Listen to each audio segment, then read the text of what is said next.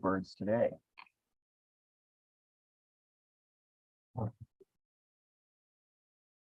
Okay.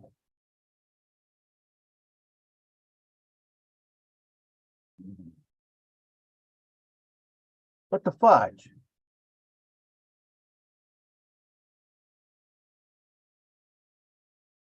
Something happened. I don't know if we're live. Something happened, man. I don't know. It says it crashed. Maybe not. Oh, we're live. Hello and welcome to another day in the Milky Way, everyone. The computer was telling me that it was not live, but it was. So there we go. Unlive. I don't know what was going on there, but it was really weird because it says an error has occurred. Try again later. And yet we're still live. So I double checked and you are live, Chloe says. Thank you, Chloe. Jargo Smith, you are live. And Scotty Boy's in the house. He says, no, all good. Yes, that's right. And Mark the Spark Arc, he says, Scotty has some good coffee today. Well, tonight we're going to have a great show with my co-host, David Null, Hawkeye Two Feathers. Thank you for coming and being on the show with me. I appreciate you each and every time and every day in between for being my friend too. Thank you, and greetings and blessings to all y'all out there. We hope that your Tuesday has been a good one. And if you're down here in the South, we had some, of course, you could be further up north too. We had some hellacious storms today with a lot of lightning but the thunder. Couldn't see the lightning much, but I told a friend of mine, I said, it must have thundered for at least 45 minutes. And I mean straight, just one right after another. So we're hoping that some of you folks out there, if you've had some bad weather, that you're safe. So we always hope that you're safe. So thank you for tuning in with us. And we're always grateful that you come and being our friends. Absolutely. Look, there's Susie Q. Susie, I haven't seen you in a while. Thank you for coming tonight. And we had a bunch of rain a couple days ago, really flooded us out, but it rained nice and slow and steady for 2 days straight. And now everything's green. And now what? Everything's green. Yeah.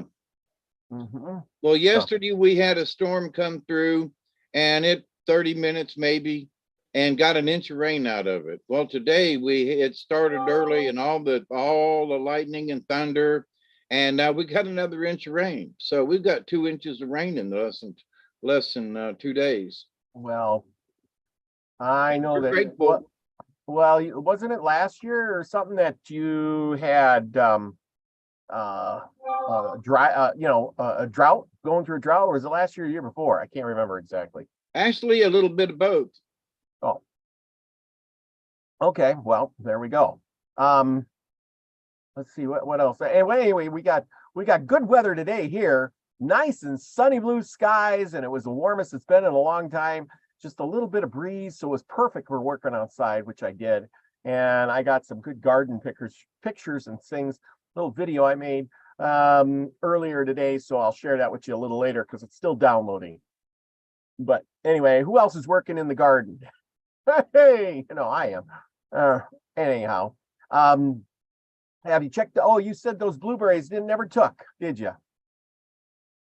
And now they're the really big blueberries haven't ripened yet. Not ripened. And they needed this rain yesterday and today. It'll do them good. So there's one bush in particular. Oh my goodness, it is just full of them berries. Oh, but so we'll see. The wild blueberries didn't make, and I've got two blackberry bushes that live up against the shed, which is just a very inconvenient place. Got some really nice sized blackberries off of the last 2 days. So yum yum. We like not enough to make a pie, but man, they was good. Nice. And there's Witch Moon and Jargo Smith is in the house. And yep, so tonight we're going to be talking about medicine. I've been doing a bunch of stuff on Saturday. We talked about mental health and herbs and plants and things like that, and the mental health of the state of the world. It seems like lately, there have you noticed as well as I have, is there's been a lot of, shootings or people driving their cars into crowds, and they said the suicide rates off the charts, things like that. It makes you wonder what the heck is going on with the world. Right, man. Here about 3 weeks ago, we had an incident where the guy got up and killed his mother, killed his daughter or his son or somebody anyway, and then went to the local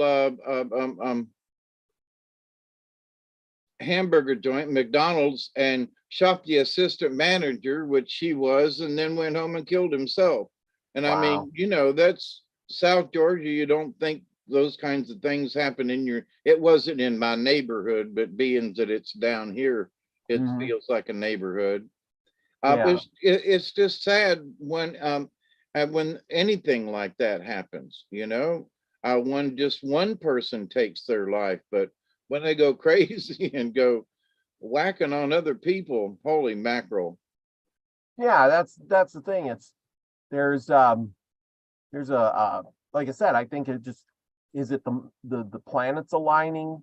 What drives these people to do that? Is the world going that bad that people are going to the brink? If you lost everything, you lose it. Yeah. I think in a lot of ways it is, because as we have talked before, a lot of folks can't get their nose out of the phone. And then, which means that they're always tied into some kind of TikTok, or they're always tied into something.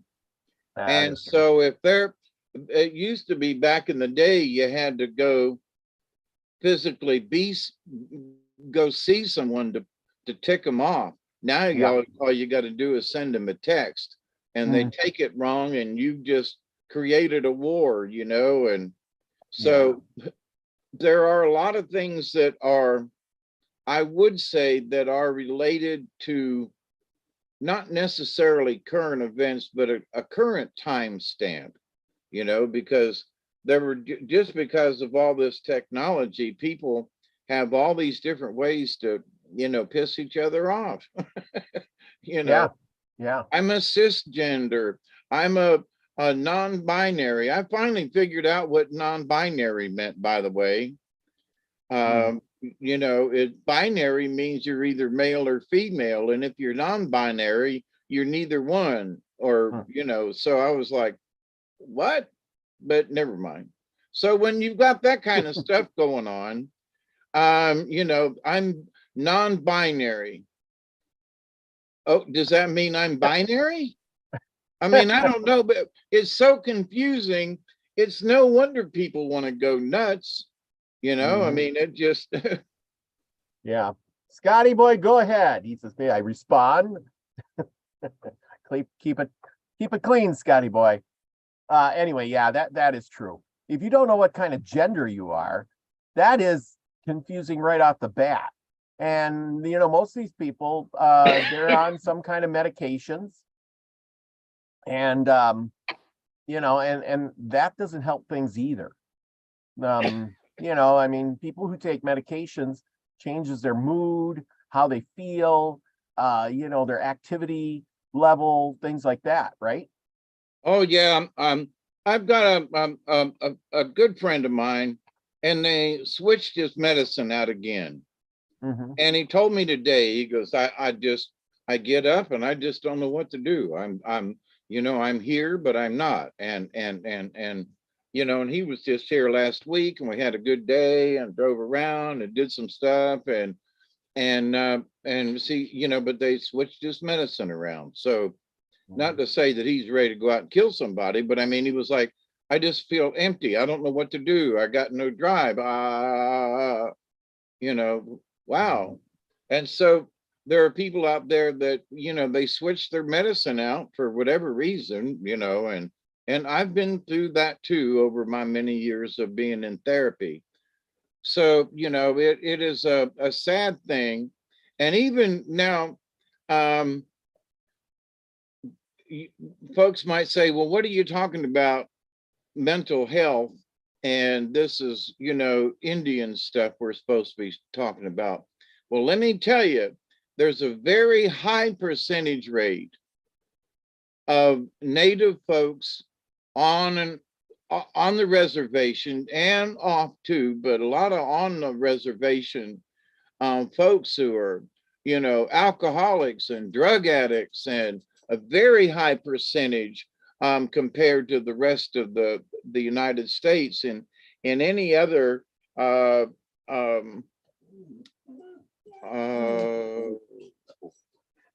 Native group, like blacks or Chicano or whatever, they've got a higher rate. Native Americans have a higher rate. And also I think in deaths. I'm Yep. not sure about that one. But, so suicide rates are up on the res and stuff like that. And, so it does matter. It isn't just the population in general, but, years ago, I talked with some of the folks from out on the Rosebud plantation in South Dakota. And they were talking about just how bad it was with the folks out there, on the res. And it's like, what a shame, so mental health is absolutely important. And one of the things that, that in the tribes back in the day, they didn't have that issue. Number one, they didn't have all these, didn't have alcohol when they lived out on the plains until the white man got there.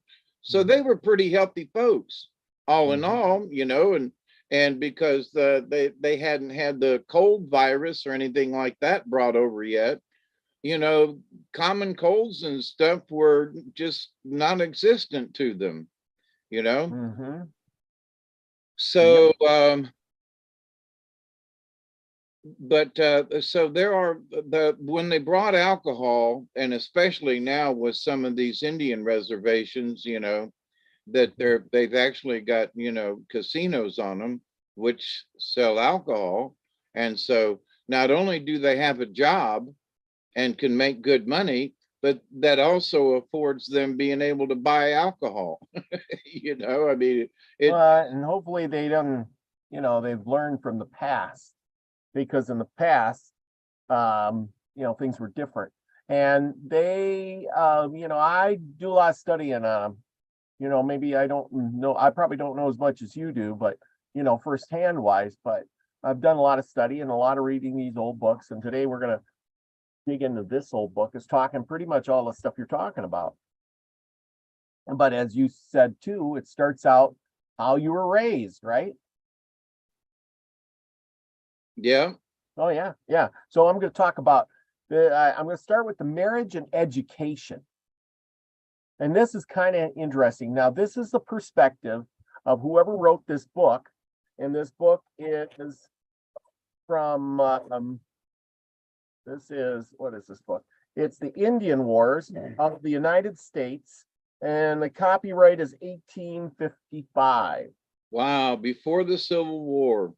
Before the Civil War. So this is the take of a person who, is before the Civil War, and their recollections and their interviews and their opinions of Indians of that day. Now, as we said before, that, we're not degrading the Indians in any way, shape, or form. This is just what the book says. This is how people looked at them back in the day, and this is the information we have. Now, if I had new books, they probably wouldn't even say Indians. It would say Native Americans or indigenous peoples, and it would paint some lovely picture of what happened back in the day, and we wouldn't get the perspective that we are getting here, the one and only place you'll ever get it anywhere, probably. Now, does the book stipulate anywhere as to what tribe, or is it Eastern tribes or Western? Well, it Before talks you in, get into it, I don't know if it it doesn't name certain tribes, but at this point in time in this book in 1855, it's going to be the Midwest and Eastern Indians mainly, because people didn't go too terribly far. I mean, they did, they did get to California in 1848, but, it wasn't much, this is when they were discovering the Indians out west in that time period, because nobody was going there. There was no right. lands to be had except for the fur traders out there, the trappers. Those were the only guys out there doing anything. And it wasn't until after the Civil War that there was the great land rush out that headed out west. Yes. And so, the Western Indian hadn't been ticked off yet. Yeah. But it is after the Trail of Tears. So the Indian Relocation Act thingy with, General Jackson, and when he became president. So it's after that and before the Civil War. So I'm just trying to get my brain as to what time frame this is. So a lot of the American Indian had been moved west of the Mississippi already. Just kind of put that in time frame. I'm sorry, Robert, I didn't mean to interrupt, but no, I like your opinion. That's it's like, what Indians? Well, it's nice to know they might be talking about those Indians that got moved out to Oklahoma, for example. Well, like I said, it's their perspective at that time, and I would say that most of the Indians that they're talking about are going to be Eastern or Midwest, because they're writing this as a history book, and history is of the past. Right. Well, I want to see by establishing this, though, the Indians that they might be looking at have been through the Trail of Tears. And so they're probably not looking at them would not be the traditional Indian, because they've been moved out of their location. If they've been moved to Oklahoma, then they're going to be they didn't live in Oklahoma before. They lived in the Smoky Mountains. They lived down here in the South, and they lived in the hills. And then you move to Oklahoma, and it's a lot of plains, kind of prairie kind of thing, and it's a lot different. So anyway, go ahead, Robert, but to let everybody know, whoever is watching and noting this, depends on where them Indians come from. So their opinion has been formulated after this big Indian movement of moving them out to Oklahoma. Okay, I'm going to shut up now. I'm sorry. Okay, marriage and education. It says polygamy was not uncommon among them, and the husband occasionally finds it necessary to administer a little wholesome castigation to his more quarrelsome or refractory squaws. But many are satisfied with one wife. The care of the tent and the whole drudgery of the family devolve on the women. They gather fuel to cook the provisions and repair every article of dress, cultivate the ground where any cultivated where any stuff is grown, and they carry the baggage on the journey and pitch the tent when they halt. In these are similar employments. Their lordly fathers, husbands, and brothers think it degrading to assist them, and unworthy of warriors to engage in such employment. Them women worked hard. Yeah, they did. Here it says, Mr. Caitlin, as we know, Caitlin was one of the first artists guys, or he was one of the first guys to go west and catalog all the Indians and, draw their pictures and things like that. Remember that? He's the one, most of the pictures we have of the old times, that's his pictures. Mr. Caitlin, whose long residence among the Indians and careful observations of their habits entitle his opinion to great respect, regards his assignment of drudgery to the women as no more than equitable distribution of the labor necessary to support of the household. He considers the toils of war and the chase, which are almost insensate and are solely performed by the men, as a complete offset of the domestic and agricultural cares of the women. On the whole, he thinks that the condition of the Indian women is as uncomfortable as it is possible to render it by any arrangement, which would not completely change their mode of life. To withdraw the men from the chase and confine them to the culture of the ground would render the Indians an agricultural and not hunting people. Still, the condition of the Indian women is a miserable and degrading one, a condition of insensate labor and care. In none of the tribes do the women experience much tenderness, but among the Sioux, they are so harshly treated that they are occasionally destroy their female infants, alleging that it is better for them to put to death than to live as miserably as they themselves have done.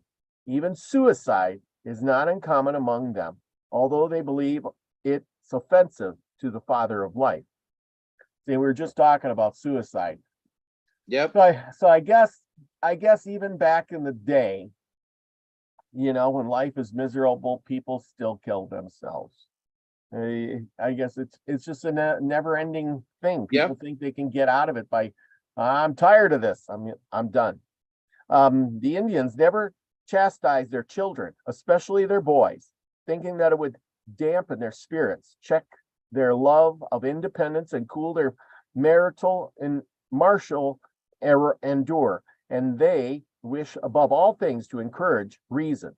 Say they will guide our children when they come to the use of it. And before that, their faults cannot be very great. They avoid compulsory measures and allow the boys to act with uncontrolled freedom, but endeavor by example, instruction, and advice to train them to diligence and skill in hunting, to animate them with patience, courage, and fortitude in war, and to inspire them with contempt of danger, pain, and death, qualities of the highest order of estimation of an Indian. By gentleness and persuasion, they endeavor to imbue their minds of their children with virtuous sentiments, according to their notions of virtue.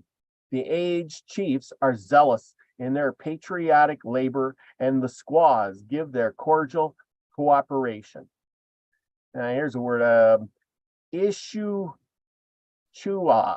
inchuahe, or chua, ishuanu, I guess, or an old Kazan warrior often admonished the group of young auditors who gathered around him and of their faults, and exhorted them never to tell a lie and never to steal except from the enemy, whom it is just to do injure in every possible way.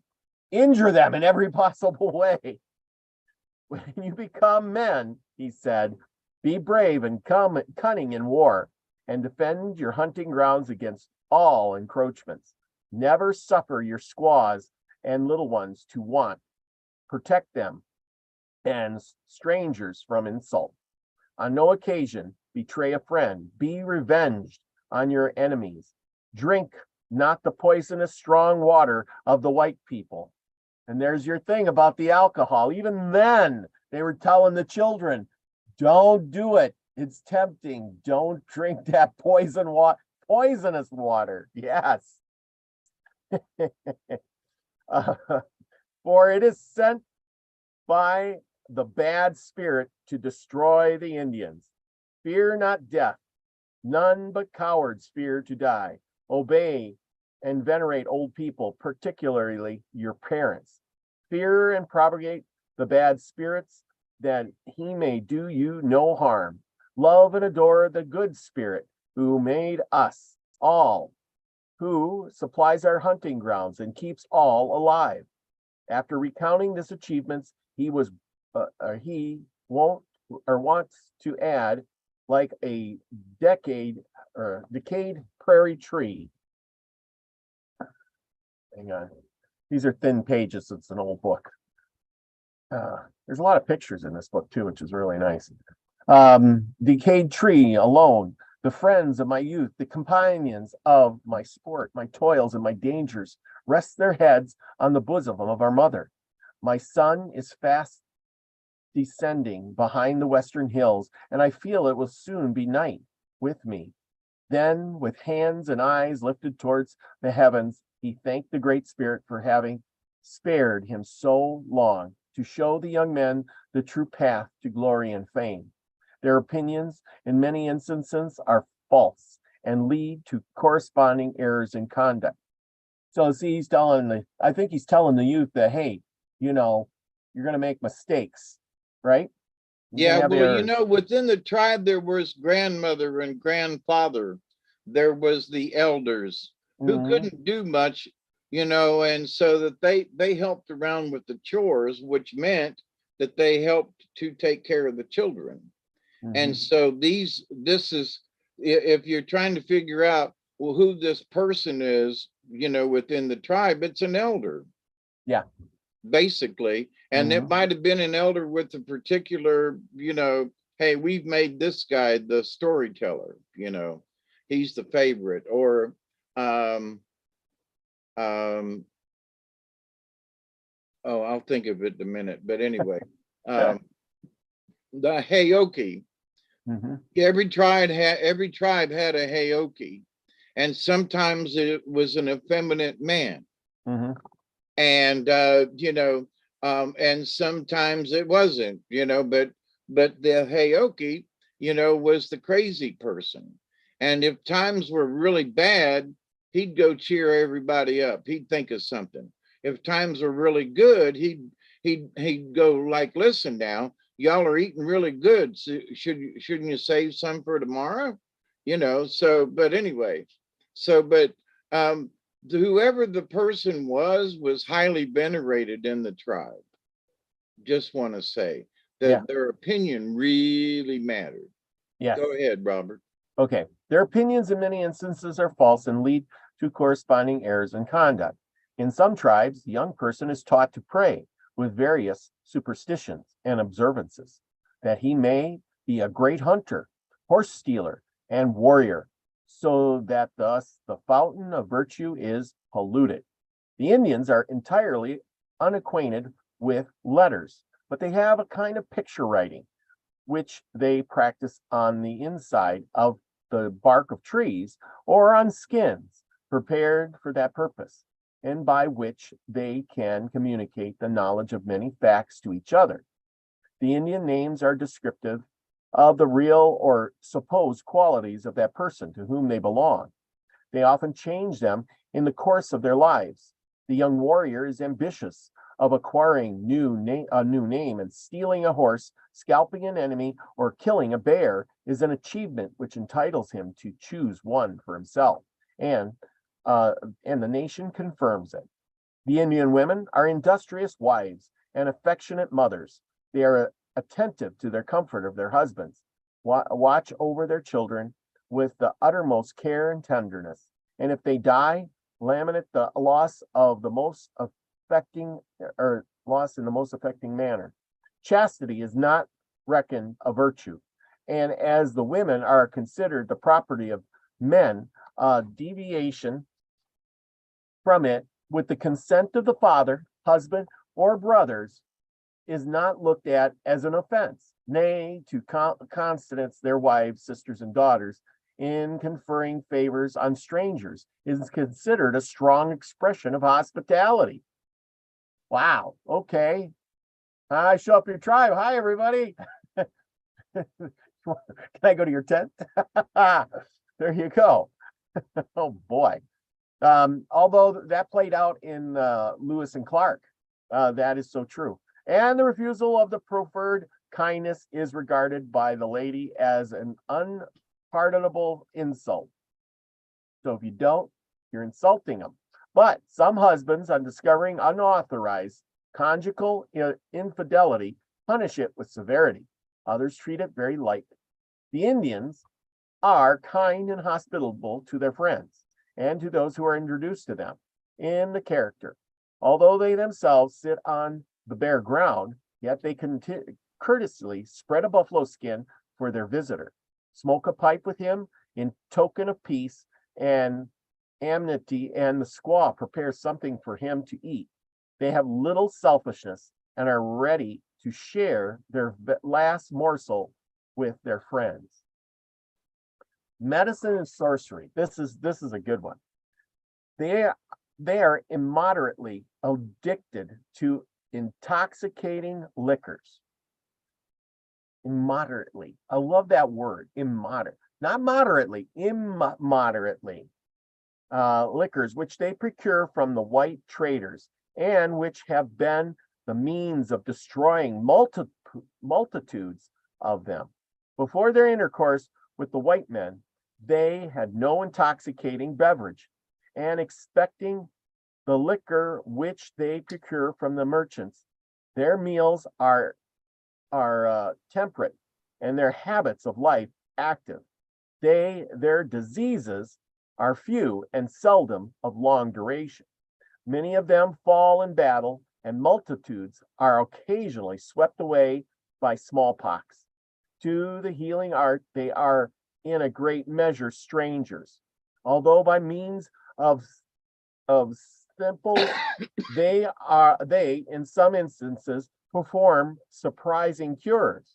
In general, however, these pretenders to medical skills are mere quacks and jugglers who affect to chase away diseases by howling or blowing on the patient, and by various incantations, the sleight of a hand performances, and superstitious rites. I know you're going to have to say something on that. What did you say about, did it say boiling? Blowing. Oh. By he's gonna chase away the disease by howling at it or blowing on the patient, and by various incantations, there are some of these folks who are they have adopted those old techniques, and an eagle feather is considered, very, I was going to say toxic, but that's wrong. A very powerful healing device, and that they use the feather to swoosh the sage smoke around the patient, and also to brush away the bad spirits. And so there are folks now who are kind of sort of went back to doing some of that stuff. So but I would agree that it's not that medicine, that type of medicine has to go along with, a potion or a salve or something else. If the person who is observing that as a healing ceremony, and if that's the only thing being done, then that's quackery. Mm-hmm. Yeah. So like it says here, at performing surprise, they perform cures for simple things. But see, I think what happened is most of the diseases that they did get back in the day weren't smallpox. They weren't these huge diseases. You got a cold, or maybe you got a small infection or something. You know what I mean? I'm not feeling good. I have a stomach ache. Well, here, take some of this root. The guy's going to come over. He's going to yell at you. He's going to swipe some smoke, and we're going to put you this and do that, and you'll feel better tomorrow. Put you in a sweat lodge. Yeah, that exactly. He's going to do two things. Yeah, exactly. And that is so true. I know when I got sick, many a time I'll put every freaking blanket I got in the house on me and lay in that bed and be wringing wet.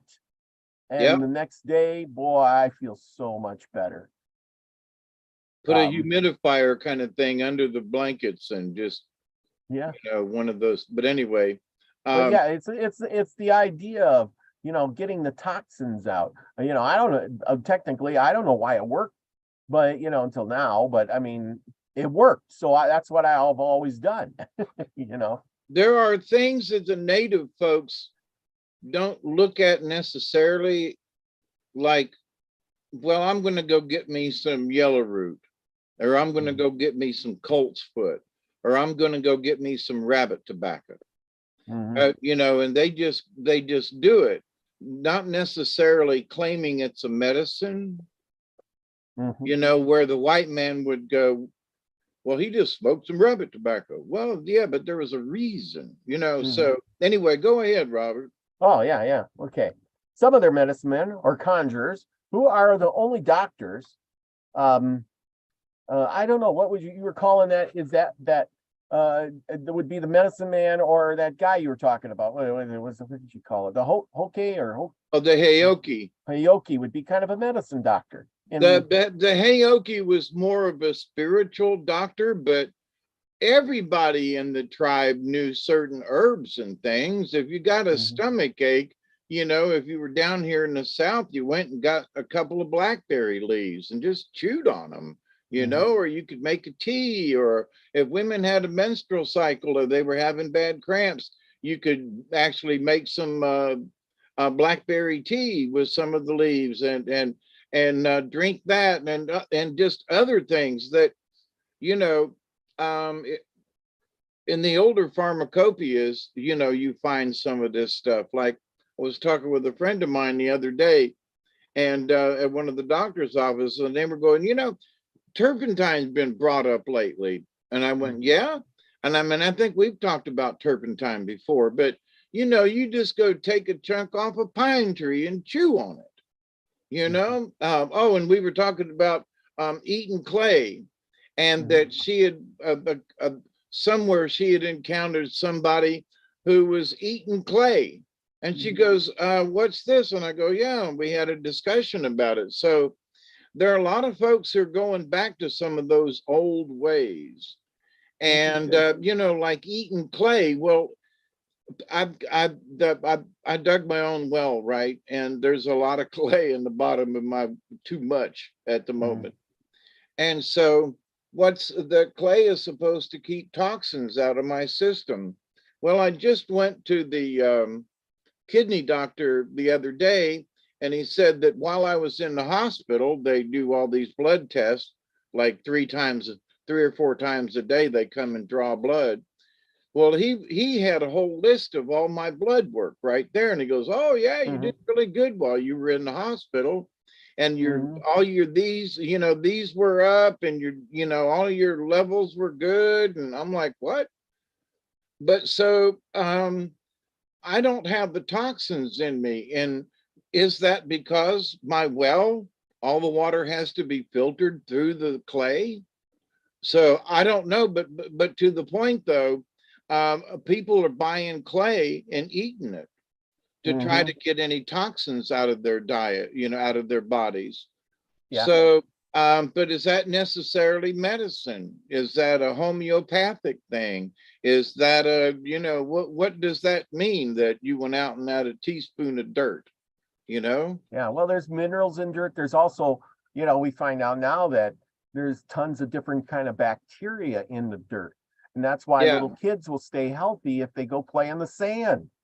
Right. Because they're constantly putting their fingers and stuff in their mouth, and they're getting that bacteria in their system, and it kind of immunizes them. It kind of, you know, helps them through, you know, a lot of things. And a lot of kids nowadays are city dwellers, and they don't get dirty. They don't, they, you know, they're too sanitized, and that means that any germ that comes along is gonna kick their ass. Since I've been retired and not working, you know, out in public, I am much dirtier, meaning that, you know, I don't wash my hands near as much as I used to. And, you know, I'm dirtier, but I'm healthier in those respects. You know, I can get a nick or something on my hand before, and it would swell up for a day or so and get all red. And, you know, I get a nick now and it just goes away, you know, and it's like, it's really strange. And some of the things that make other people sick I'm sort of immune to, because I'm not all spit and polish, and and I don't use bleach anymore, and just stuff. So but yeah, I think people are too clean. Yes, yes. Amber says something about charcoal, and so does or Chloe. She says, I take activated charcoal sometimes. Okay, good. I'm going to finish this up. Yeah, sorry for interrupting. Go no, ahead. no, that's all right. They pretend, okay. Some of their medicine or conjurers, who are the only doctors, pretend to have seen the Great Spirit and to have conversed with him in some visible form, as of a buffalo, a beaver, or another animal, and to have received from him some medicine of particular efficiency. The animal whose form had appeared in is considered to be the remedy, and the intimate is its cry in making their medical applications. The medicine bag, in which these savage physicians have a few herbs entire or pulverized, and they administer them with a little warm water. And an indispensable request in Indian medicine practice. Indeed, the head of every family has his own medicine bag, which is a place of sacred deposit, and to the sanctity of which he commits most precarious articles. The value of its contents an Indian only can appreciate. In every stage of society, persons appear to have accommodate themselves to the state of public mind. On the description are the jugglers, conjurers, or powahs among the ignorant and the superstitious Indians. They are partly medical quacks, partly religious impostors. Many of them are dexterous jugglers and cunning cheats. They pretend to foretell future events and even to influence the weather. It is likely that they are often, in some measure, the dupes of their own artifice. The sweating houses of the Indians are often employed for medical purposes, although they are places of social recreation also. A hole is dug in the ground, and over it is built a small, close hut with an opening. Okay. So now you're going to learn all about the sweat lodge we were just talking about. I can turn these pages. Okay, I got to be careful with them. Just large enough to admit the patient. A number of heated stones are placed in the bottom of the hole. The patient enters, having a vessel full of water along with him, and being seated at the place prepared for his reception. The entrance is closed. He sprinkles water on the heated stones, and it's soon Bless you. and thank you, and is soon by the steam thrown into a state of profuse perspiration. And this has continued for some time. The person is taken out and plunged into cold water. This process is repeated several times, always ending with a steam bath. The Indians use this as a general remedy, but its salutary effects are experienced chiefly in rheumatic diseases, in which its efficiency is at times very great. The Indians bear disease with composure and resignation, and when far advanced in life, often long for the hour of dissolution. Meaning that, when you're almost dead, you're just wishing you were. It is better, said an aged sachem, to sit than to stand, to sleep than to be awake, to be dead than alive. The dying man exhorts his children to be his industrious kind to their friends, but implacable to their enemies. He rejoices in the hope of the immortality. He is going to the land of the spirits, that happy place where there is plenty of gain and no want, where the path is smooth and the sky is clear. And then it goes into the burial ceremony. Let me hang you on about that for a minute, about the sweat lodge. Yes. Now that was they make an individual one for this patient, okay? But there are many times when the sweat lodge, maybe 4 or 5 people can get in it, Mhm. and so not only is the sweat lodge to help, get rid of toxins and stuff. But the Swedes have been using, the Norwegians and up in there have been using sweat lodges, steam baths, or like, so people will say, oh, a sweat lodge, that must be Native American. That's some kind of hokey pokey. No, listen, the ritzy folks, there's a steam bath in the local YMCA. So, hey, wait. Let's pay attention to this. There is really something valuable in this, but also with the sweat lodge, there was also the spiritual side of it. So the water that they had sage in it. Hmm. And there's something about the smell of that sage in the water when it hits those rocks, and it fills up the sweat lodge with the steam, and it gets down in your lungs, and there's just something about it. You can't reproduce it unless you do a sweat lodge. I mean, Mhm. it's the conditions. So it Well, isn't just the steam. well, it does say that, it's for gatherings or for, Social events. yeah, social events. So I imagine they made bigger ones, but I mean, if you're sick, I wouldn't want to be in there with you while you're sick. Oh, it It's going to wouldn't be matter, but it's going to be it's going to be a small one for that. oh But yeah. if we're going to have a bunch of guys over, let's build and I don't think it's one of those things that, well, we got to construct a sweat lodge. How are we going to do this? We got to get I mean, they're putting branches and bark over it. It's not one of the complicated structures. No, it really isn't. No, And they're digging a hole. and today's Indians, use use plastic tarps, Yeah. because they don't have buffalo skins or whatever, and old carpet works, and anything you can find to throw over the thing, because you don't want any of the smoke to come out. So you want the heat to stay in. But anyway, so yeah. Um, Mhm. but I just wanted to point out that with the shaman or the medicine man, in the medicine of the sweat lodge with the heat and the steam, there was also the other things that were added, you know, Mhm. and it wasn't just the sweat, Mhm. it wasn't just the steam. So there was more medicine, if you will, to it.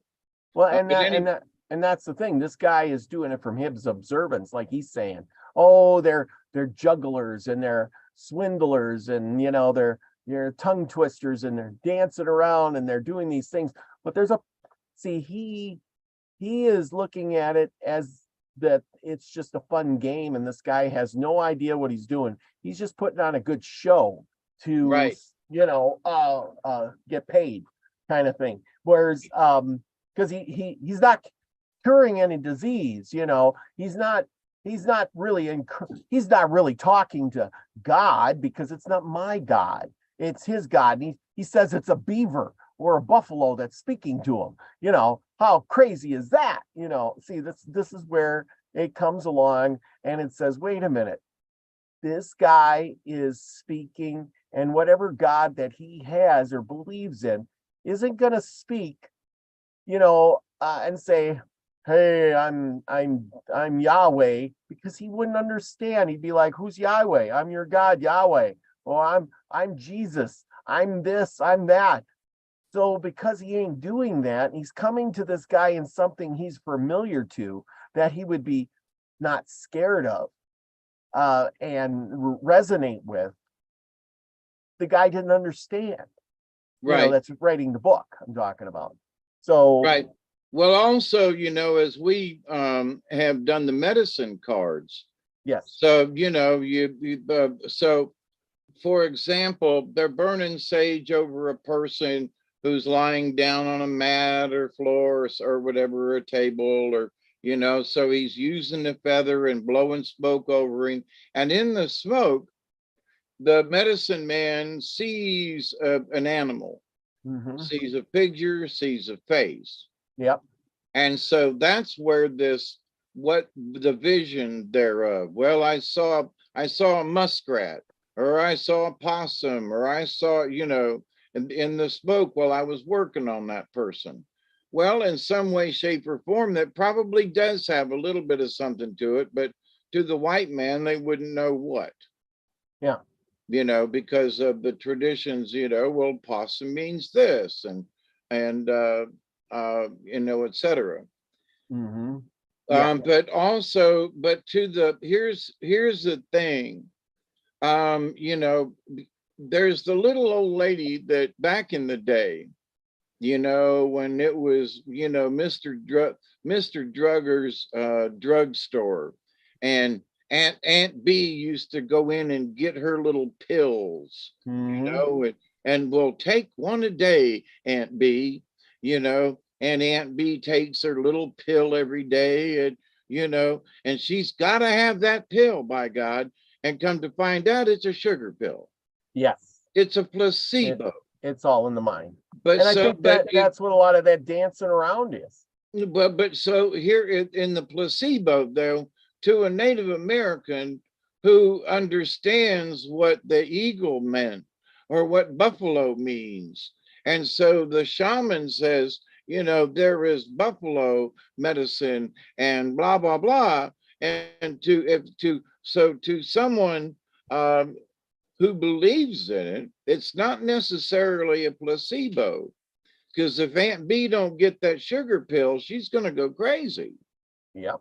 But I mean, so in believing on the buffalo or believing on the antelope or whatever, that could be healing to the person, that it's going through. So anyway, I just wanted to kind of add that little bit to that. No, I totally agree.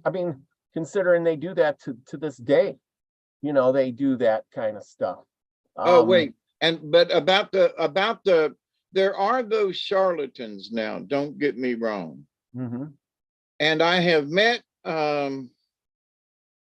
some elders who claimed to be medicine men, but there were people at the event who were Native American, and they told me, they said, Dave, watch out for this guy.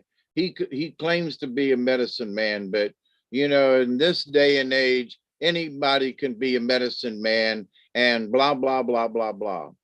Yeah. So, but there are those people who are the charlatans. And I often wonder why some of them do what they do, because it's bad juju. But then there are the quiet ones who, have learned things over the years. And hey, if you take this, it'll help you out, or hey, try that, or make a poultice or something like that, Mm-hmm. And at the same time could be a spiritual advisor, like that gentleman I met that claimed he was, a descendant of Crazy Horse. He sure looked like him, and, but, and the words that he spoke to me back in 2004 or 5 still resonate with me today. It might not mean anything to anybody else, but it still resonates with me. So who's to say he was a true shaman or medicine man or whatever? He gave me good medicine. Yeah. Yeah, and that's what counts. It doesn't matter. It's the what counts. I mean, there's a lot of charlatans out there to this day that, I mean, you can turn on the preacher channel on Sunday morning and there's 15 guys out there healing people or saying, hello, Lord, blah blah blah, come to you, there's fire over there and brimstone over there, and if you don't do, and they get people to do things that they wouldn't ordinarily do because they yelled at them or something. They don't talk in a nice soft voice and say, God loves you, Yeah. He's there. Let's all be in love and peace, blah, blah, blah, blah, blah. Yeah, that's too boring. Yeah, it'd be boring. Nobody'd want to watch, I mean, I like that guy, and then they wouldn't listen. They ain't gonna listen. That's why they put on the show. That's why they do those things, because otherwise it gets boring. That's why church is failing to this day, in a lot of places, because people can't hold their attention for an hour. It's not to say that church ain't it's a good congregating place. I mean, church has its faults with the religion. It really does. But, you know, it's one of those places where people get together and, associate. Because if you don't go, then, you're limited. What are you going to do? Go to the bar. I Right. like that. There you go. I'm limited. I joined the bar, I went to the bar. Where else could I go? I joined the club, like my Yep. buddy, he joined what did he join? The Freemason group, he's joining the Masons. And I'm like, dude, what do you do that for? Well, it's not bad. I'm like, yeah, it's not bad at the lower levels, but it's just like any group. When you get to the 33rd degree or the 93rd degree, you're in the spooky stuff, man. Yeah. Well, in certain circles, there is the country club.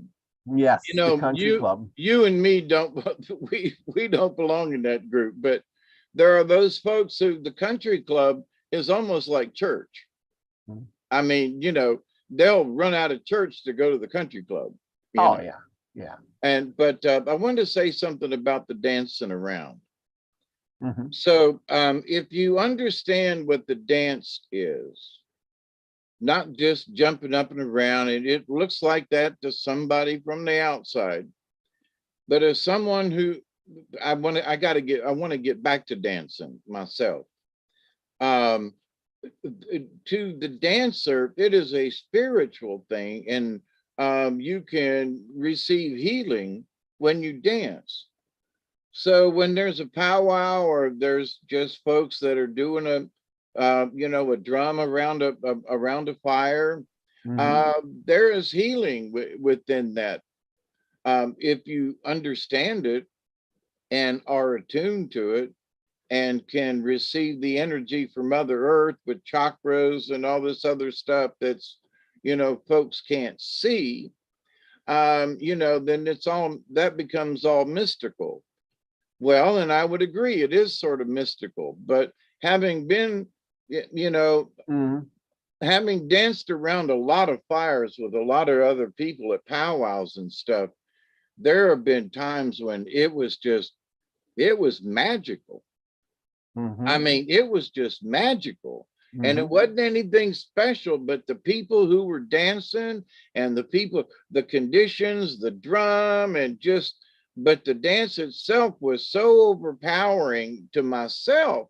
I was like, okay, I'm going to go out here and dance with these people. All right. And it's a drum and it's at a powwow, but then all of a sudden you feel uplifted and there's a feeling and you look around and go, okay, now where am I getting this from? And it's from the other people within the dance. And it's very uplifting.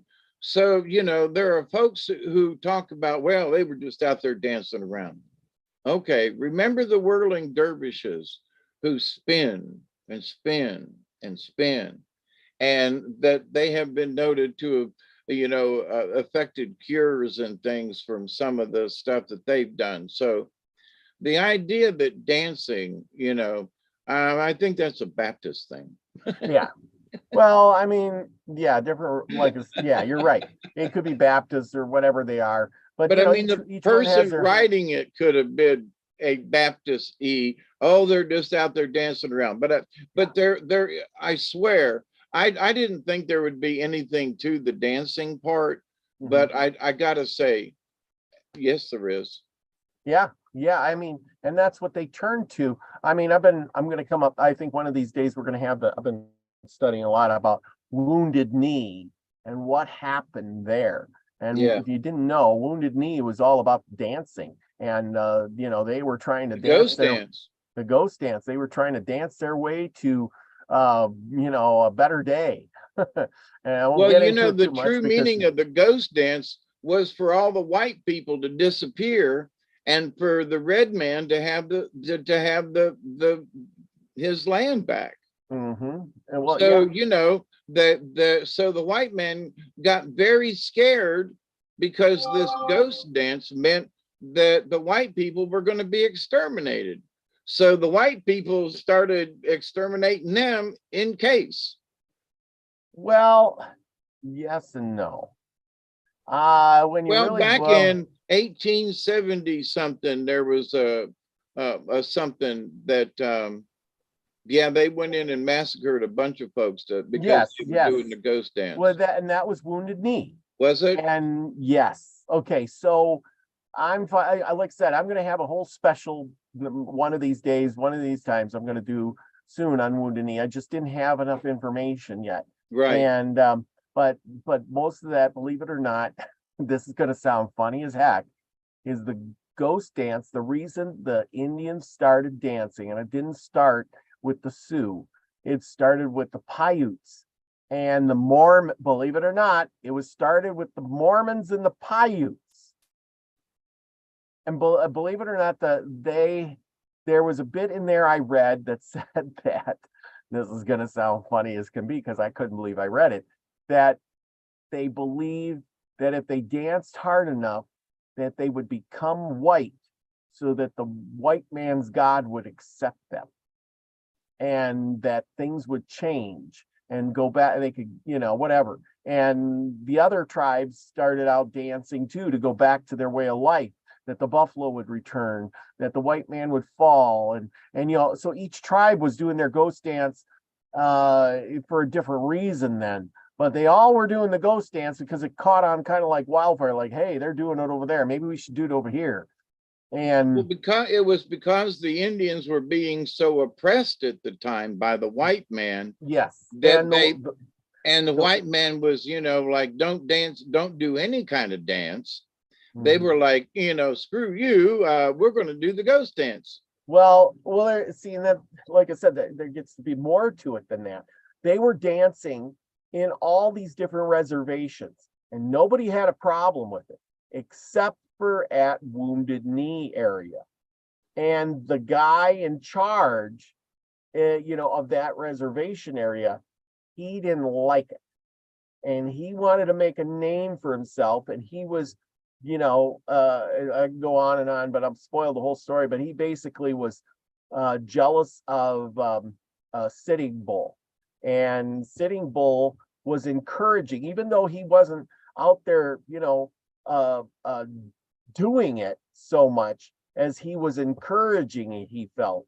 And Sitting Bull was much more famous than this guy, so he was jealous, and he wanted to put a stop to it. And the Indians were starving, they had nothing, and and especially in this place, he wasn't giving them the food. They were all starving to death. A lot of them were already leaving that reservation and going to different reservations, and the ones that were staying were doing this dance, and they were dancing and they were ghost dancing, whatever. And eventually one day, this was after Sitting Bull was killed, he said, listen, we're going to go out there, and I made a decree that said we're going to disarm them people, because they're all dancing around out there with guns. They all have weapons, and so he called ahead of time and got cannons and military guys and guns and everything. And he literally went out there and said, we're going to go disarm these people. And he knew what was going to happen. He knew that they weren't going to give up their only one and only possession that could probably shoot him some food or something. Because if the army ain't feeding you and they ain't giving you any money or food or money or anything, and you're stuck on this reservation, and now they're taking away your one and only weapon to maybe go kill a rabbit or something, what are you going to do? Right. And they went and took one guy's gun, and it misfired or fired, and the next thing you know, the war was on, and they just, And the white man didn't need an excuse, because one of the things, the name of the ghost dance was because they were dancing to get in touch with the elders who had passed, and to all the warriors, all the spirits of the warriors, to give them strength. well, See, yeah, because they were so starving to death. right, but I mean, but so the ghost dance, that's where the ghost part came in. They were dancing and praying to the elders and their relatives who had passed away. Mhm. And so But the white man, but at the same time, they were praying that to to all those that passed, to get rid of the white man, to let him, so the native could get his land back and go back to hunting again and Yes. go back to doing what they did. So, but the fact that all the white man heard was they wanted us out of here. Well, and it was only That's all that that, that's it all they was heard. it was And only at that one place though. All the other places that they were doing the ghost dance at. but that's my point is that they only heard, it's like what happened down in Waco. I Yeah. mean, that they only had one side, it only had one, Yeah. and then the massacre began. So anyway, Well, yeah, and this guy, the guy that was in charge, he he was intent on doing this. He was looking, literally, he was looking for an excuse for it. yep, That's the biggest problem. Because he was told, just leave them dance. Just let it be, let it pan out. They'll quit eventually. Nothing's going to come of it. And that's what most of the other reservations were doing. Just let them dance. They're causing no harm. You know, we have a huge military. There's only a couple thousand Indians left. And you know, they're not going to do anything. They're done.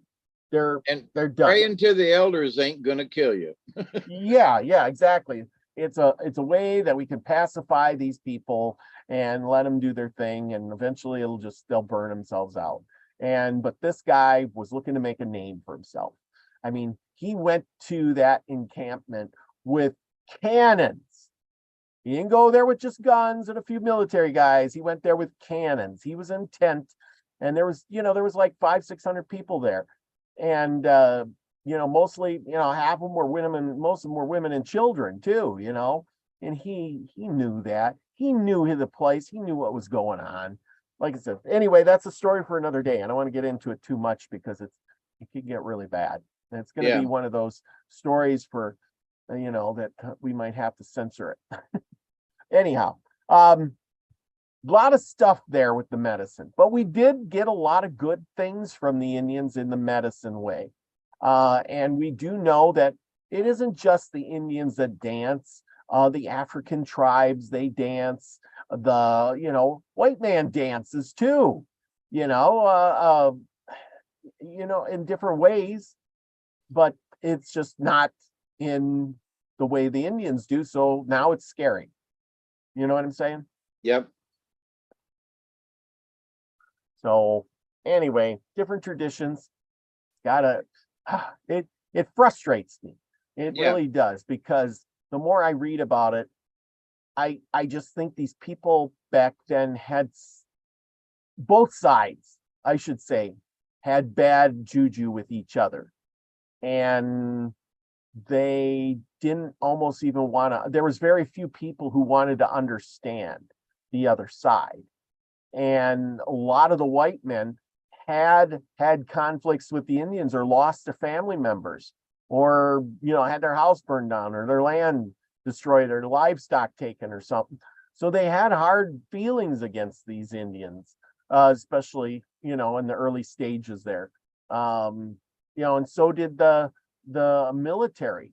That military troop that did the killing at Wounded Knee was also, a lot of those guys were the people that were on the other regiment of Custer.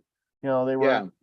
they were in that battle, and they seen their comrade, General Custer, get killed, so they were out for revenge. And so that's part of the story too. So anyway, like I said, it's all bad. Okay, what do you got for us tonight? Let's get off all the death and destruction. Oh, I thought you had another chapter. No, I'm done. Just we're doing education, medicine, and marriage. And marriage was, the women were, yeah, it was a different way of life.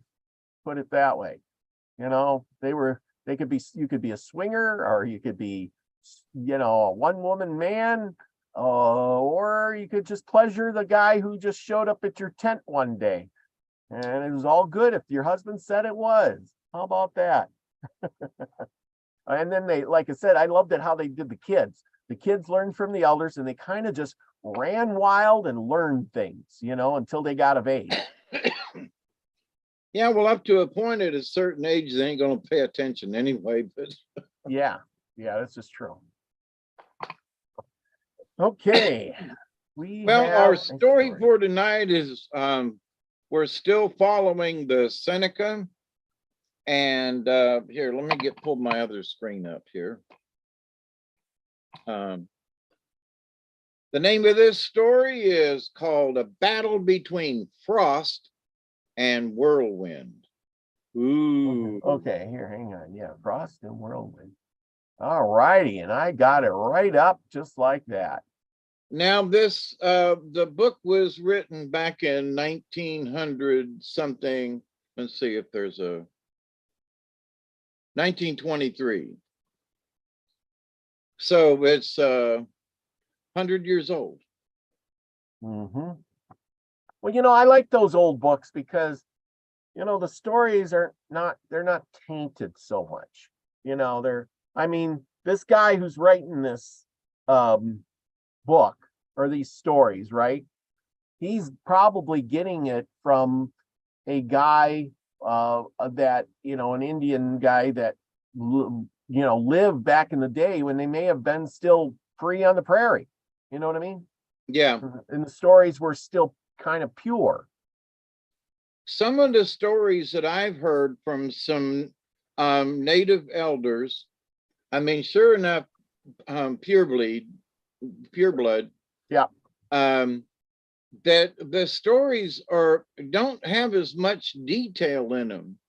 I mean, it's this, you know, this is, well, I'll start this little bit. There was an old woman, the oldest of all her people, lived in the forest with her two grandchildren, a boy and a girl. Now that's almost too much information. It's, you know, one day when she was out digging roots, blah, blah, blah. Anyway, so, but some of these stories have given a lot of definition and detail.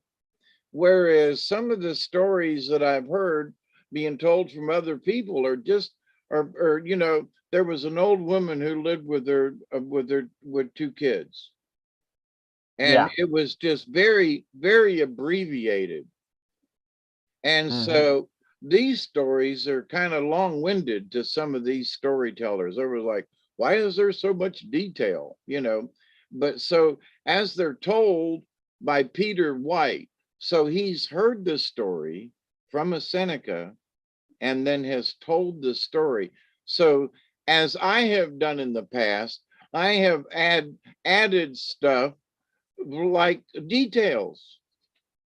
You know, it was a warm summer day and she was out digging in her, you know, well, who knows what kind of day it was, but you know, so some of these stories, how the stories were told, it depended on the storyteller. So the meat of the story is the same.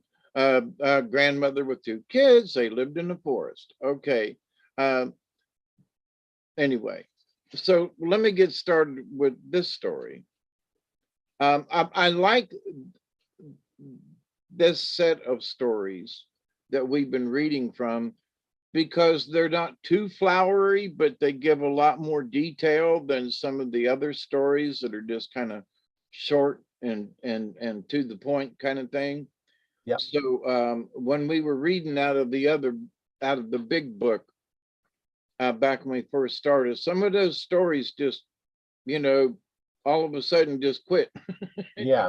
Anyway, so this story here, let me get a drink, some coffee. Cheers to everybody. We hope that you're doing well.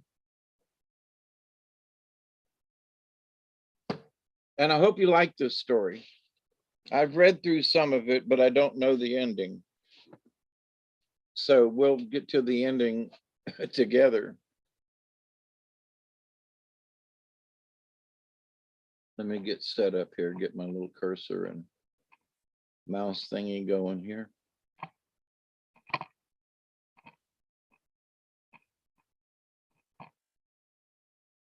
All right.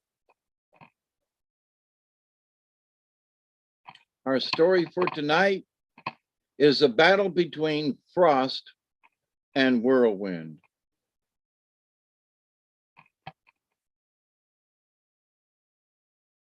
Okay, there's the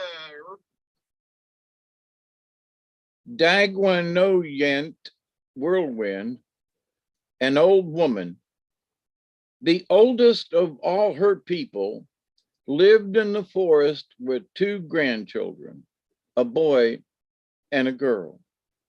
One day, when the grandmother was out digging roots, a Janoskawa, frost and great cold, woman came to the cabin, picked up the little girl, and after speaking kindly, telling her she was a nice little thing, swallowed her. Then she began to talk to the boy. Sitting down by him, she said, "Get on my back and I will carry you to where your grandmother is digging roots." The boy did as Janoskawa told him to do, but he was frightened and he clung to her so tightly that he became fastened to her back and couldn't get off, though he tried real hard. Janoskawa started off, but in a different direction from where the boy's grandmother was. When the boy told her she was going the wrong way, she said, "No, I am not. We will soon come to where she is at work." The woman went far into the forest and the boy began to cry for his grandmother. He cried so hard and so loud that Janoskawa told him to get off of her back. She didn't like to hear him cry, and she thought it was best to eat him at once.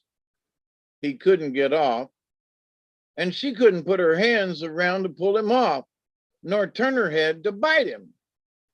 When the boy saw that she couldn't harm him if he stayed where he was, he clung all the tighter and stopped trying to get away. When the grandmother came home and found that the boy and girl were not in the cabin, she was frightened and began to search for them. After a while, she came upon the tracks of Janoskawa woman, and then she knew who had stolen the children, and she followed the tracks, thinking she would soon overtake the thief. The woman was tired of the boy and tried in every way to free herself of him. She rubbed him against the hickory trees and against rocks. He said, "Oh, I like that. Rub harder." She stopped then and traveled on. The grandmother followed in the form of a whirlwind. Janoskawa said to the boy, "Your grandmother is coming. She will kill us both. Get off of my back." The boy still kept still and didn't answer. The woman looked around for a hiding place and found one in a deep ravine. She dug a hole, went into it, and covered herself with the earth that slipped down from above. When she heard Whirlwind coming nearer and nearer, she asked the boy, "Can you hear your grandmother coming?" He didn't answer. When Whirlwind rushed over the place where the woman lay, the boy shouted to her. She heard him and, changing her course, came straight to where they were. When she asked the boy if he was there, the woman told him to keep still, but he called out, "I am here." Whirlwind blew the earth from the hiding place and shouted, "Dagwanoyent, get off of Janoskawa's back." That instant, the boy slipped off and went among the rocks. The old woman hurled stones at the Janoskawa, tore off her clothes, and killed her. Then she took her grandson and started for home. On the way, she said to him, "Never let yourself be treated in that manner again. Never let anyone abuse you. You can conquer everybody if you use your power, for you are of the whirlwind family." The old woman stayed at home for a time, caring for her grandson. Meanwhile, some of the Janoskawa women's people found her trail and followed it till they came to where her body was. They asked who had killed her, and her spirit answered, "Whirlwind killed me." Right away, the Janoskawa men decided to kill the old woman, Whirlwind. Whirlwind came out on one of her journeys, discovered their plans. She went home and said to her grandson, "We must get your sister out of Janoskawa's stomach. She is sitting there and crying for me." They set out, and when they reached the place where the body lay, the old grandmother built a fire and began to burn tobacco, saying, "This is what we like. This is what we like." She burned half a pouchful and pushed the smoke toward the body, repeating, "This is what we like." Then she called, "My grandchild, come out of Janoskawa's body." When the girl didn't come, the old woman said to her grandson, "We must have people come and help us.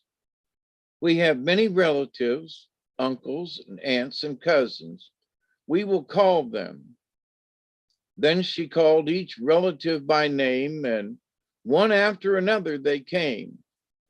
They built a fire at Janoskawa's head and burned tobacco as they walked around the fire. Each threw in tobacco, saying, "Nevones, nevones. This is what we like. This is what we like." When the last one had thrown in tobacco, the girl, panting for breath, came out and asked, "How long have I been in there?" She was very weak. They gave her tobacco smoke and she inhaled it till she gained strength, and all the whirlwinds went home.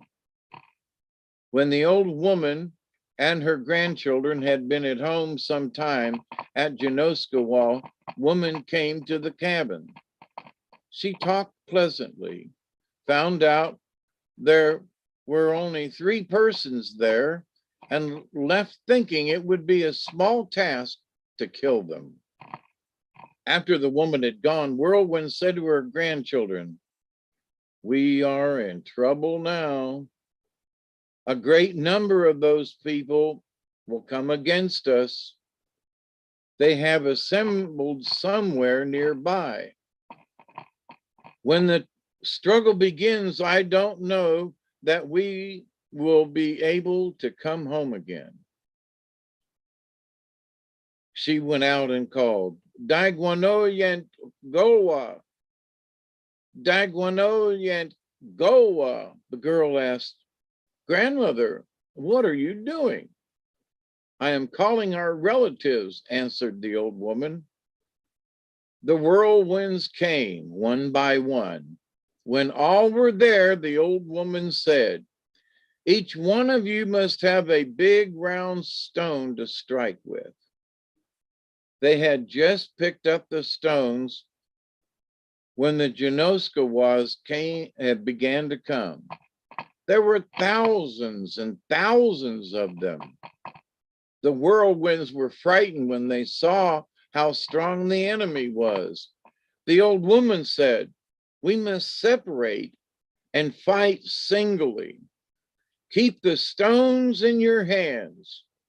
Be firm and have faith that you will kill one man with each blow you strike." The whirlwinds went in different directions. The Janoskawa chased them. The whirlwind struck whenever they had the chance and kept retreating. They went up a high mountain, fighting as they went. The old woman said, "When we all reach the top, we will go down a short distance on the other side.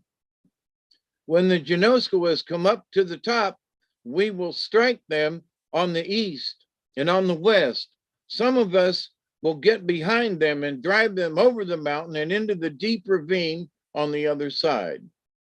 They will die there, for a river runs through the ravine and they cannot cross it." The Genoskowas came to the top of the mountain and, seeing nothing of the whirlwinds, thought they had escaped. They stood and listened. Soon they heard wind on each side of them. The sound grew louder and louder, and right away the Dagwanoyans struck them on both sides, and uniting in the rear, struck them from behind. So fierce was the attack and power of the whirlwinds that they tore out all the trees by their roots, swept the earth from the top of the mountain, and hurled trees and earth into the ravine and the river below. The Genoskowas were piled up like rocks in the river and along the banks. The whirlwinds were dancing and rejoicing on top of the mountain when the old woman said, "We have hurled our enemies into the ravine. Now we will finish them. Half of you go along the ridge east of the river, and the other half go along the western ridges and blow all the trees and rocks and earth into the ravine." They went, and when they came together again, they had stripped the mountain spurs naked and filled up the ravine. The river had no outlet. It became a great lake, and ever after was called the grave of the Genoskowas. How about that for a simple story, eh? You're on mute. There you go. That was pretty good. I'll do over. And Yeah. not so hard to keep up with, you know? No, it's all good. I love it. So they gathered up rocks and threw them at them, you know, thousands and thousands and thousands. That's just interesting. Enough to block up the river and make a lake. Pretty cool. The grave of the Genoskowas. Yep, pretty darn good. Anyway, it's all good. We got a good full house tonight. I want to give a shout out to everybody. Lucky Stone, he says, great story. Queen Peachy Keen. There we go. And Scotty Boy. And who else we got? We got Lady Spellbreaker, who came in and she's listening. And Susie Q, Mark the Spark, Art, Chloe is in the house. Travis the Brick, Amber Dawn Rising is in the house tonight. She had a great show on, everybody. If you haven't caught Amber's show, she had a ganja on the other night, and they were talking a lot of good stuff going on there. She has some really good talks, and don't forget, she will be on Sunday Live with Nina the Mystic this Sunday. So go catch her there. Yeah, Amber is right on the money. I tell you, very interesting to listen to. She has quite the chats. So it's a good thing. I mean, she gets right to the point. So go check her channel out. It's all good, people. All good. Oh, while you're getting some cards pulled, I am gonna share some of my gardening exploits today. Now these, I just remember, these are my escapades of the day, and not Okay, there we go. Here we go. And share screen. There we go. Here we go. Oops. Well, that didn't work out so good. There we go. Okay, there's the rototiller. We're gonna air it up a little bit. Tire's a little bit squishy down here. A little bit squishy today. So we gotta give her some air. So let's see if she starts. Ooh. Yep, that looks good. Let's give her a whirl. Been sitting all winter. Let's see what she does.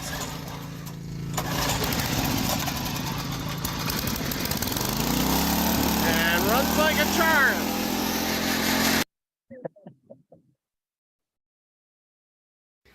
Okay, well, look at that. The garden is being rototilled. Rototiller's been working pretty darn good. Pretty soon we'll be doing some planting. Look at that. Looking nice. Let's finish her up now. Well, I had a little bit of problems with the carburetor. I had a bolt fall out way in the back, way back there. And I had to take the whole motor apart to put that one bolt in. Tell you what, not a fun thing. All right, there's the garden, all rototilled, ready for planting tomorrow. Look at that.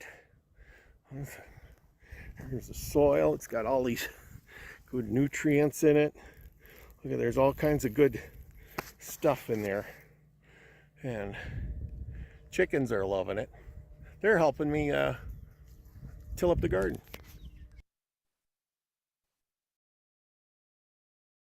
Well, there you go. My exploits in tilling the garden. Well, if you plant seeds tomorrow, them Yep. chickens will dig them up. Yeah, that's probably true. Yeah, they will. I mean, I know. just Hey, saying. oh, I know what you're saying. I've had them do it before. They go there and peck at the green plants like, oh, look, I got all this grass, but I'm going to go over there and peck that Yep, one. yum, tomato plant. yum. Mm-hmm. Yeah, they're going to have to get locked up for a little while. But anyway, yep, that was my fun for the day. What do we got going on with the cards? We got Bear. Bear tonight. Going for Bear. Haven't had Yep. Bear in a while. Yep, it's introspection. And it's and interestingly enough, I dreamed about this the other night, about the Bear card, and it had something to do with the cave. But anyway, so but in this, the bear goes into the cave, so I could see where this card tonight was influenced by me, but because of the dream I had the other night. But anyway, Bear, invite me into the cave where the silence surrounds the answers that you gave. Bear is introspection. The strength of Bear medicine is the power of introspection. It lies in the West and on the great medicine wheel of life. Bear seeks honey or the sweetness of truth within the hollow of an old log. In the winter, when the ice queen reigns and the face of death is upon the earth, Bear enters the womb cave to hibernate, to digest the year's experience. It is said that our goals reside in the West also. To accomplish the goals and dreams that we carry, the art of introspection is necessary. That rhymes. To become like Bear and enter the safety of the womb cave, we must attune ourselves to the energies of the eternal mother and receive nourishment from the placenta of the great void. Remember, I'm always talking about accept and receive.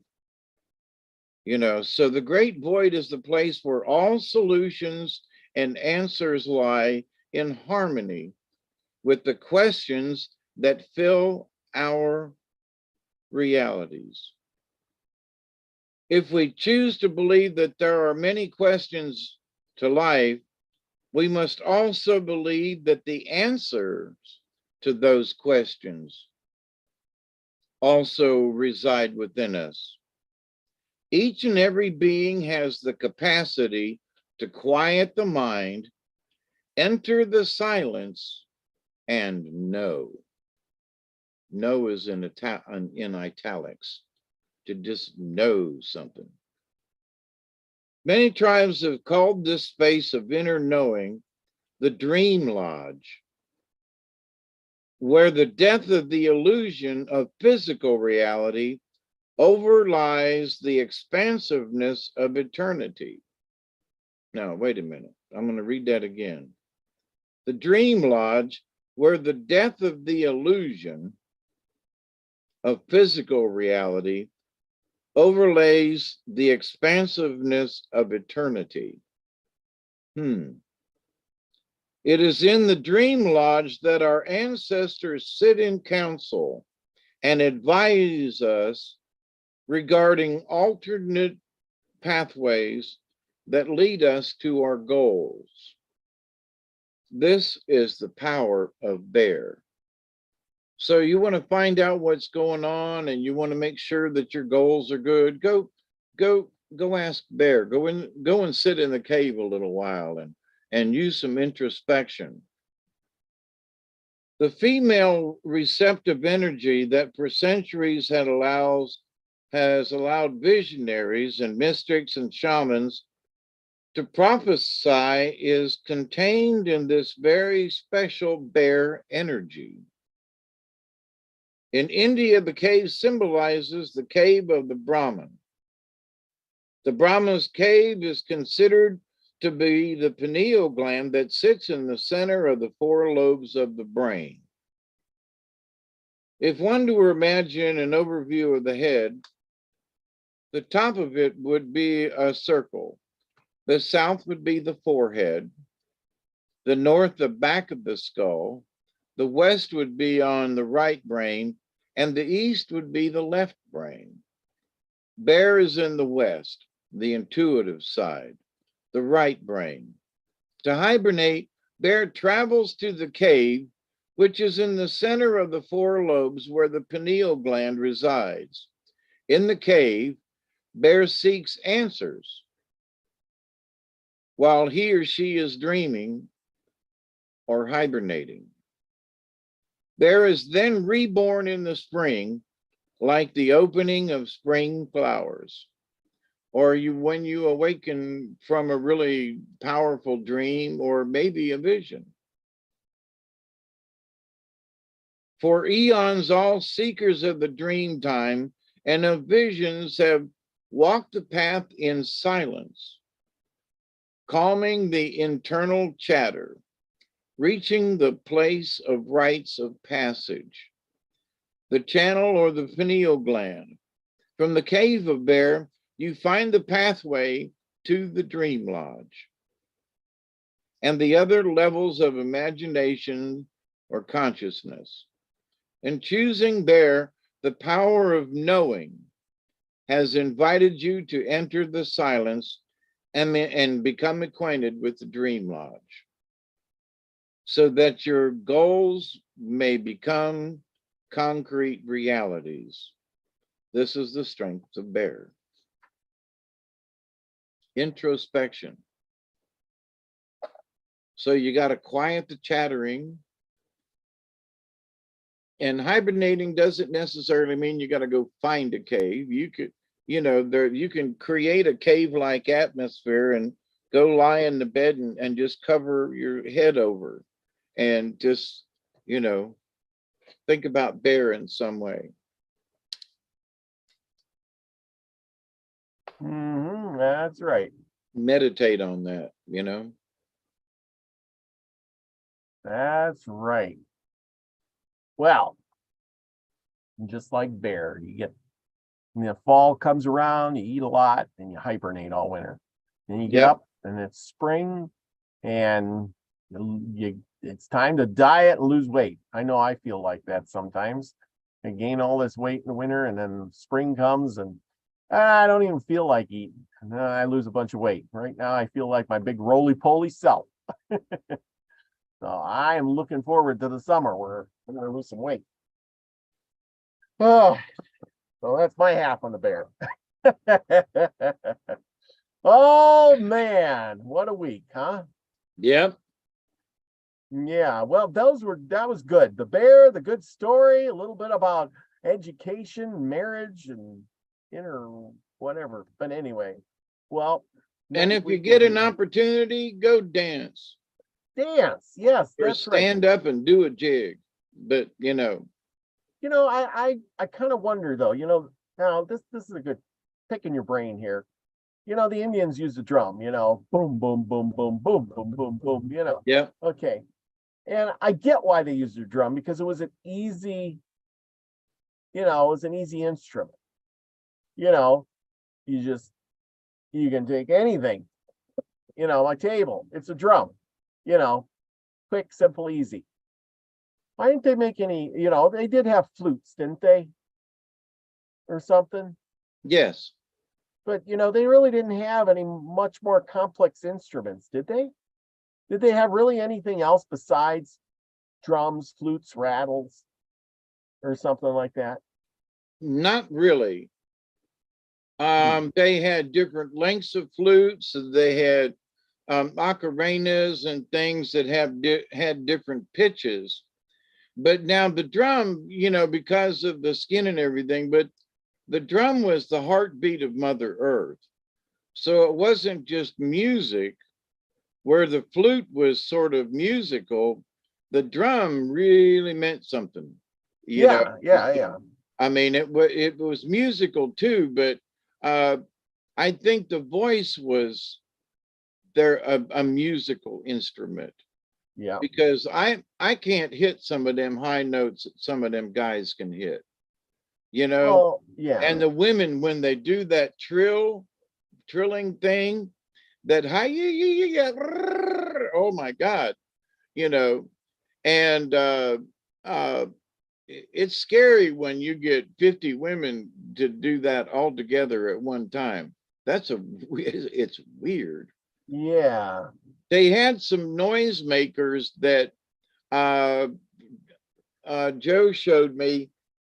They had this paddle, and it sort of looked like um, an airplane propeller, in that one side of the propeller was shaped in one direction, and the other side is shaped in the other direction.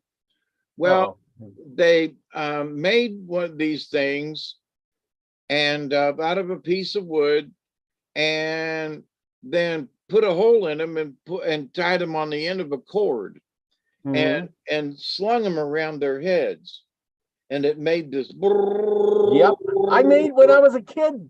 When I was a kid, there was a guy. I remember. They would have class presentation. A speaker would come, and all the kids would go to the gym, right? We'd listen to this guy, and he was a Native American, and he came there, and he put the piece of wood on a stick, and so I went home and made one. And so I know exactly what you're talking about, because I would sit out there for entertainment and whirl that thing and make all kinds of noise. Thought it was the greatest thing in the world. Yeah. Well, you got to think about, they had no need for a piano, nor did they have the necessary things to make stringed instruments. Although one could say that, they had lots of, internal things like, cat gut is actually part of the internal thingies and blah, blah, blah. And so now they're made out of plastic. But the instrument portion of it, they made some fine flutes, but for whatever reason, they never saw it necessary to you never saw a band of Indians after they raided some place out in the Wild West. They didn't pick up the guitar and sling it on their back and take it back to the tribe. You know, I mean, that is for sure.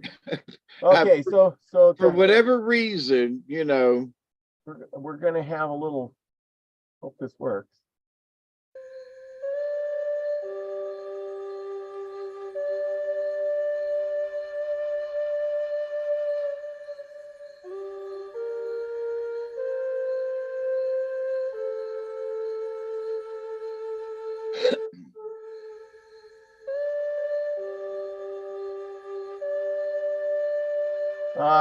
No, I don't know if that's, you know, I just giving you a little taste of that, people. So, I don't know if that is traditional or, you know, not true, but it, you know, with the picture and all, it says Native American sleep music. So check that out, people. That's best I can do for a flute. I didn't find anything with drums. I wanted to find something drummy. You know what I mean? yeah. If I find it, we'll play that. I wanted to Yeah. find a little bit of both. I got to get my flutes out again and get my drum back out. I have sorely, well, it's because I've been so sore. I just haven't felt like doing the creative thing, you know? mhm. And to play my flute, I have to sit in a certain position, and just sitting has been painful, you know. And I am feeling a little bit better in that respect, y'all. And I am walking a little better. I'm actually getting around without a walker, and I'm limiting some of my walking without even a cane. So I'm shuffling around pretty decent. Although I still got a decent amount of pain. It was not like it was before. The last couple of days, it just, I don't know, it's just gotten better somehow. And I ain't going to argue why all of a sudden I'm getting better. You Mhm. know, okie dokie. Maybe it's been long enough where some of the healings finally decided to kick in. I know my visualization of stuff with Bob the Builder down there on my spine, you know, putting spackling compound on where all the grinding marks were, you know, Yeah. maybe it's starting to actually work. But you know, it's time for me to get my drum out, and 'cause I'm just long overdue for that. But when you don't feel good, you know, it puts bad juju in the drum and whatever you're trying to do. But I can tell I'm long overdue, which means, you know, I need to do a drum and flute for everybody else participation kind of thing. Mhm. But anyway, Here we go. I got one. I don't know if it's, but this will, you know, we were talking about the dance. So while you were talking, here we go. And so hope everybody's ready for this. Still perform the required fast-paced moves. The dancer's regalia combines the popular bustles of traditional dancers with bright, large, vibrant colored accents that include feathers, fluffs, and ribbons. And you can hear the drums in the background, rattles in there. You know, I mean, this was a good example of you know, music. But and I'm just also bells. bells, yes. They love the jingle dancers, you know. They Mhm. just uh uh ankle uh ankle bracelets, I guess that would be correct, that have you know, the big bells on them. Well, they wouldn't have had bells back in the day, but I mean, you know, um, but anyway, I just suggest everybody check it out. But I mean that the bells would be a more modern day add-on, I would say, than like hollowed out gourds. I guess they would have probably had like hollowed out gourds with seeds in them or something, no? Yeah, and bones and turtle shells. Oh yeah, turtle They shell. would take turtle shells and strap them as leggings. Mhm. And the oh, who is it? They do a stomp. And don't ever get started with these people and dancing with them, because if they start into a stomp, they will literally dance until dawn. And when everybody gets tired, they hold each other up. I've watched us, a stomp dance before, and they did a short one time, and it lasted 30 minutes, and I thought I was going to die, but the newer swamp dance, I say swamp, the stompers, they use different kinds of cans, and they put beads or rocks in them, but the old days were turtle shells that they made rattles with. And but so if they found something that was musical, they did try to use it, in some way. Definitely. But when the white man brought brass and metals over to where they made that tinkly sound, the natives automatically picked it up. They were like, "Oh yeah, we like this." Elderberry says my rattle is made of nutshells, and Lady Spellbreaker says 2 pieces of something that cling together make a bell noise, and she says I make jingle ankle bracelets. So there you go. If you need a jingle ankle bracelets, just get a hold of her. I'm sure she'll make you up one. Anyway, with all of that, let's wrap her up at our 2-hour mark. And are you going to show tonight? Yeah, a short one.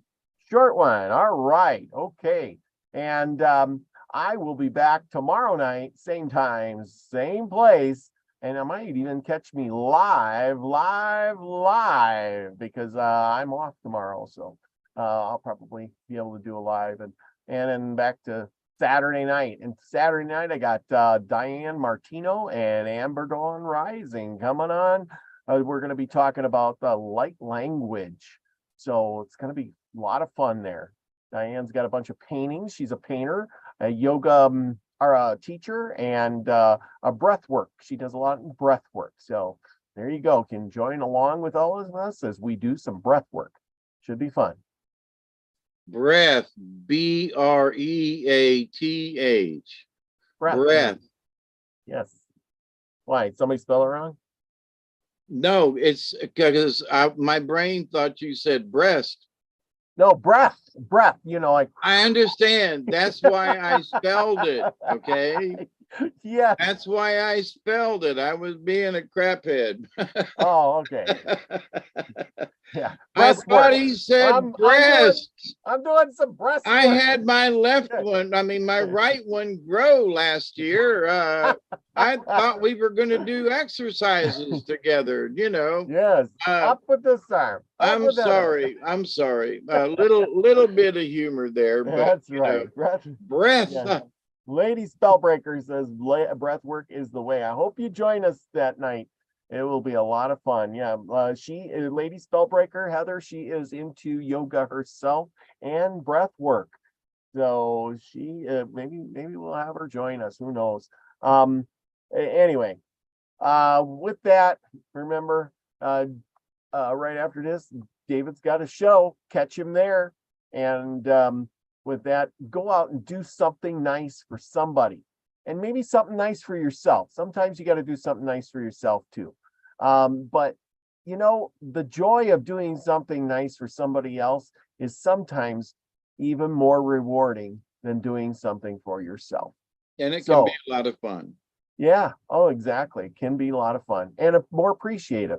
So with that, go out and be the frequency you want to receive, everyone. Love you all. Peace, everybody. Cheers, everybody. And